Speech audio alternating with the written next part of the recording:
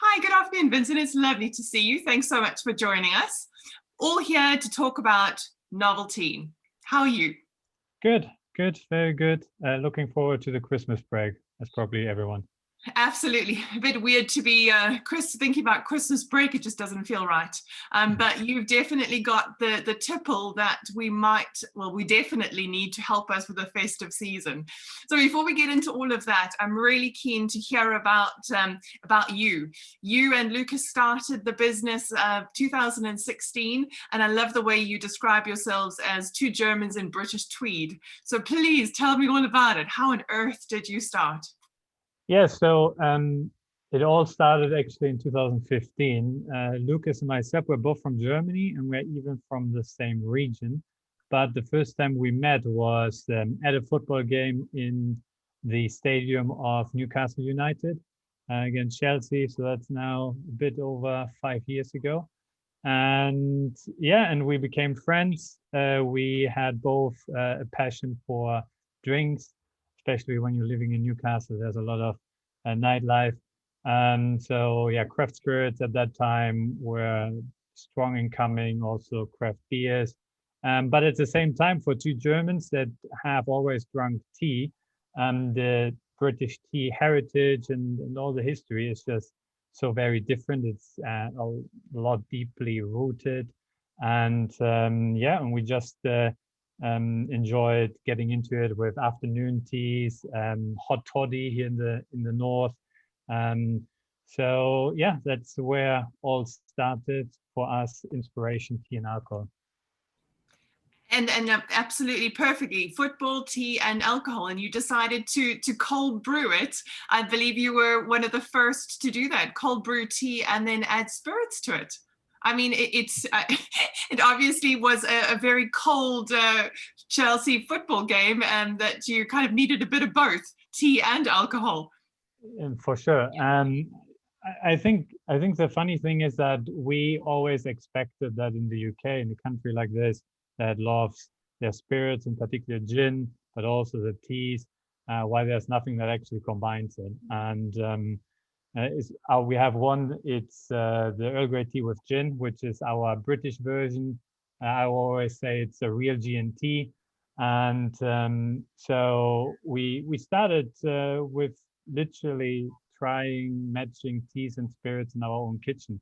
And that's, well, I think we had over 400 different versions per flavor. And so we brewed a lot of tea. We bought a lot of spirits to try that. Yeah.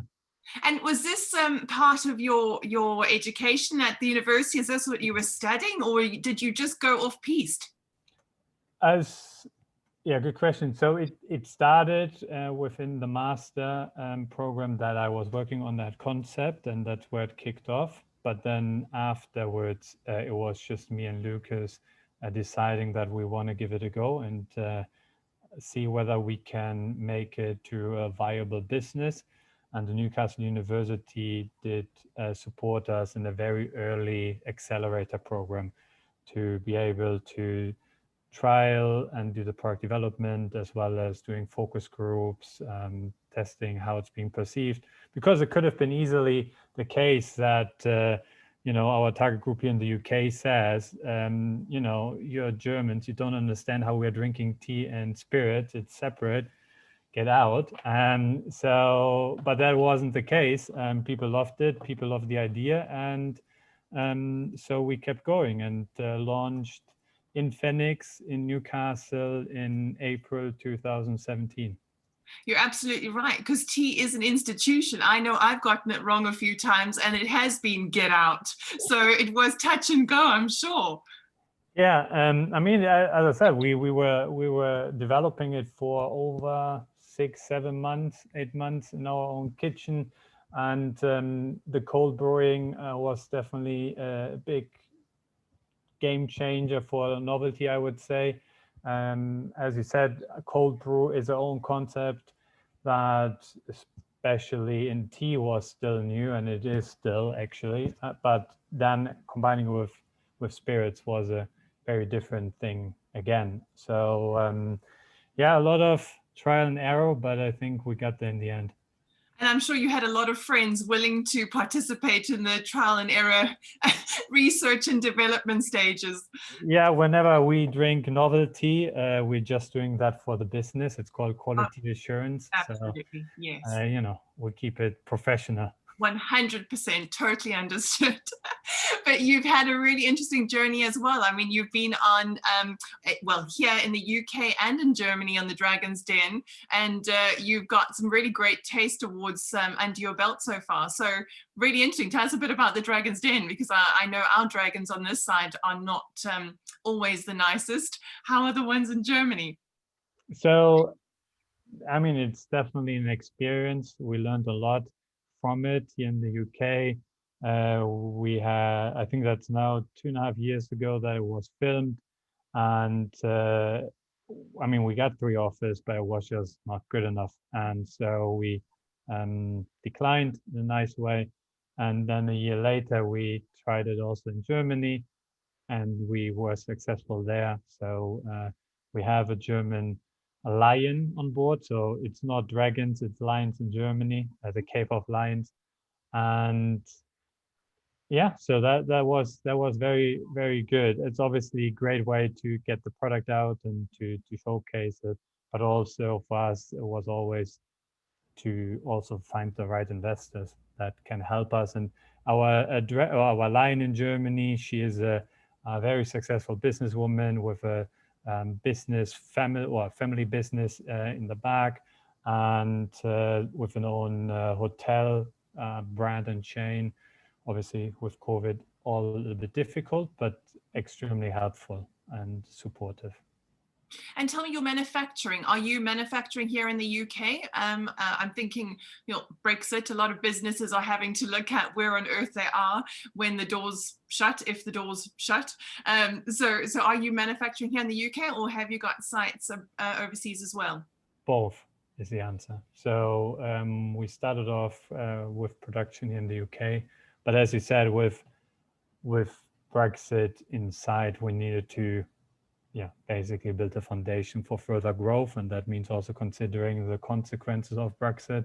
And because Germany and China are our other 2 key markets, we needed to have also a production site outside of the UK, just to ensure business continuity for all our markets. And we're producing in the UK as well as in Germany. Fabulous. Now, my big question is, because I'm constantly being told that millennials and the younger generation, they don't drink anymore. Everybody is on a very alcohol-free, they're health conscious, and then you as a millennial bring out an alcoholic tea. So how on earth does that work? It's a good question. It's a very good question. I think those trends actually don't contradict itself. I think it's actually in line with it, with the trends that we see in the market. And yes, you're right. We are overall as a society in the UK, but also in other developed countries, we are drinking less in volume, but we're drinking better. So we are more conscious of what we are doing to our body in terms of workload, but also in terms of food and drinks. And also all alcohol belongs to that part. But even within alcohol, there is this trend that we want to be cautious about what we are drinking. And also alcohol, it should be quality, it should be tasty, it should be worth it. And so we see our consumers tending to buy for a higher price, but they would do it less, and they would appreciate those kind of times of drinking a lot more. And so it's more, I would say, more responsible, health cautious way of drinking alcohol. But I don't necessarily think that people will just stop drinking. I think it will be just more balanced. Yeah, absolutely fair. And I believe it can be hot or cold. You can use it in cocktails. So tell us a bit more. Do you add a mixer to it? Tell us a bit more how it works. Yeah, so novelty is a cold brewed alcoholic tea. So what that means is we are using real loose leaf tea, and we cold brew the tea to up to 8 hours. So if you normally get an iced tea, it's based on concentrates or extracts. That's not the case. We're using real tea that we're brewing. And then we're blending it with real and high quality spirits. We have an Earl Grey tea with British gin. We have a Moroccan green mint tea with rum and a Chinese oolong tea with Scottish whiskey. And they're all at 11% in alcohol strength. So that is comparable with Prosecco, champagne, wine. So considering that we're using spirits, you could say that we are a low ABV spirit. And for people that perhaps normally wouldn't drink spirits pure, you just pour it over a couple ice cubes in a nice tumbler. And it's nicely refreshing, especially for the summer or also after dinner when friends are over. Social distancing, obviously, be aware, but so it's just nice and in a great drink for social occasions. And if now, especially with the rainy, gray, cold winter days, just warm it up in a nice teacup, get comfy and enjoy novelty warmed up. So instead of a mulled wine or mulled cider, yeah, it's the perfect drink for the winter. Well, it sounds like you've got all the seasons covered, literally, which is a good thing, now, this has been the craziest of years, and as a young business, I'm sure it's been crazy for you as well. How have you found this year professionally and personally? I mean, definitely challenging. There has been a lot of things going on for us as a business, and I think we also went through different phases, from very much kind of crisis alarm in March, to then in April finding a path and a roadmap how we want to get through it, to then from probably May, June, trying to focus again on growth. And yeah, it took quite a bit of changes, hard decisions, hard conversations, just pivoting and also being flexible to the situation. But at the same time, I also believe that we grew as a team. I think we grew as a business. We took some chances and saw some opportunities opening up for novelty. And so, yeah, I think now we are in a very good position, also for next years and the next years to come. Obviously, it has been difficult year and also had obviously a financial impact, but I think I think we can't complain at all, especially considering all circumstances and other businesses and or also other areas. So yeah, no, I think we very much focused on the team, and the team made it work. That was kind of the way through. And yeah. Personally, I mean, I've been working so much that it doesn't really matter for me how and where to work. So working from home was for me even a good thing.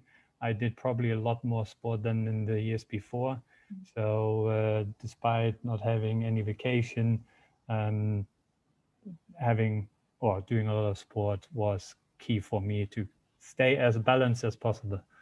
Fair. And that's where you take your inspiration for your flavors from, is your vacations. You tell your stories, well, your novelty stories through your vacations. So with this lockdown version, what story are we telling for the new flavor?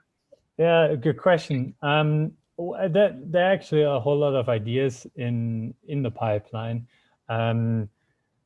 The great thing about tea is that it's the most consumed beverage in the world after water, and nearly every country has specific tea ceremonies, tea flavors, and so there's just a lot to go at and a lot of inspirations. One of my favorite stories is probably the one of the tale of Earl Grey that we have, because even a lot of British people don't really know the story behind why the tea actually is called Earl Grey. And it's actually after Charles Earl Grey, who is from Newcastle and has a monument here right around the corner.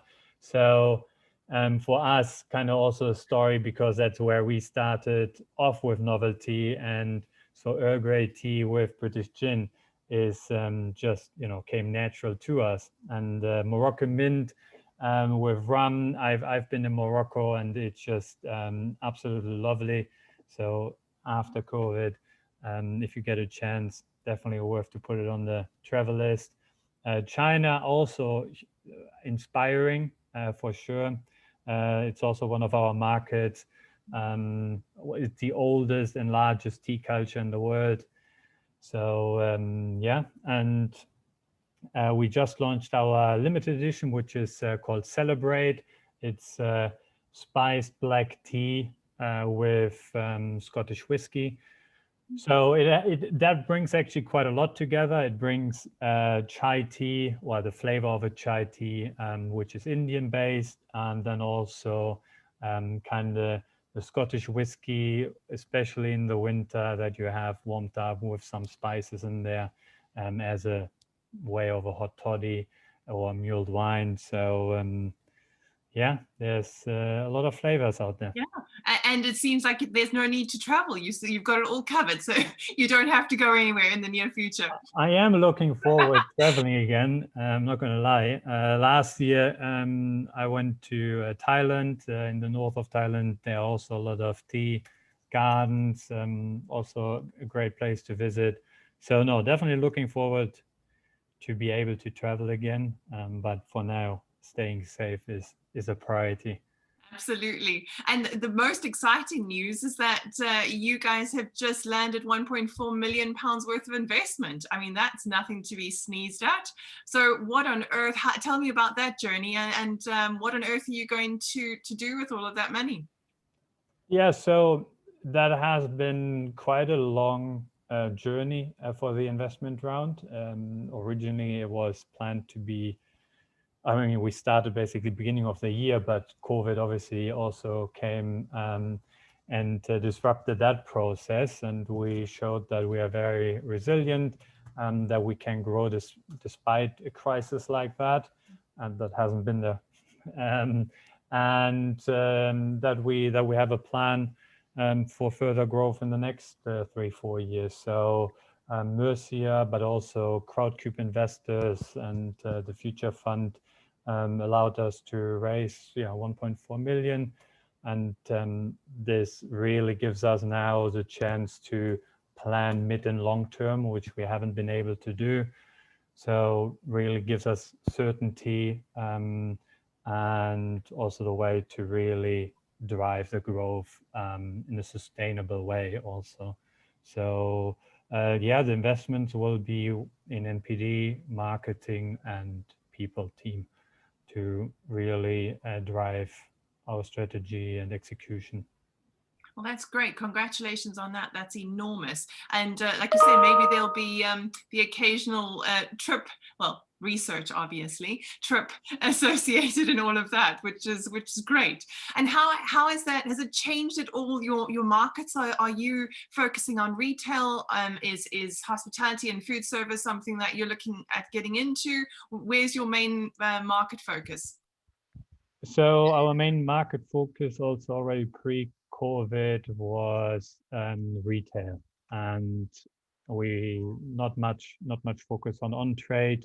We're open for interesting opportunities, but that's not our focus. Our focus is really retail, and that through wholesalers or B2B, but also through consumer events, through e-commerce, whether it's e-commerce from our own platforms, so website shop and Amazon, or whether it's through Master of Mold, Ocado, or similar platforms. But I think the biggest shift due to COVID has been definitely D2C, so us directly to consumer. Obviously, at the moment, that's mainly online, but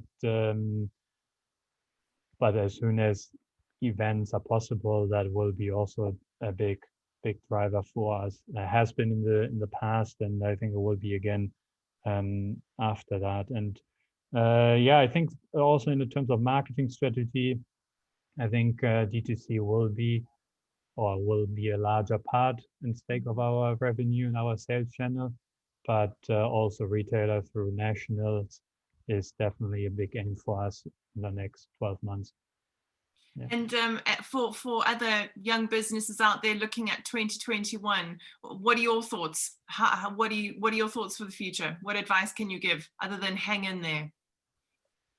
I'm not sure I'm in a position to give advice. I think personally, I always like when situations are dynamic, because it means that there will be opportunities. It probably is not easy, and it hasn't been easy, and challenging times, but it just shuffles the deck a little bit new, and especially as a small business where you can't do exactly the same as big companies because you just don't have the money. Well, we don't have the money. We'll need to be more creative. We need to be different. We need to take opportunities and shots where others wouldn't. And I think that for me or for us has always been the mindset and the spirit, and has been successful for us. So I think that's, I don't know, advice, but I think that would be my tip, to just look at from the side of opportunities and not only the downside. Yeah.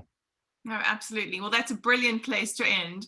Vincent, you're fabulous, and congratulations, a great idea, and well done on not being thrown out of the country for mixing tea or messing with British tea. It was a very risky thing to do. Thank you very much. Lovely to see you. We'll see you soon. See you soon. Bye.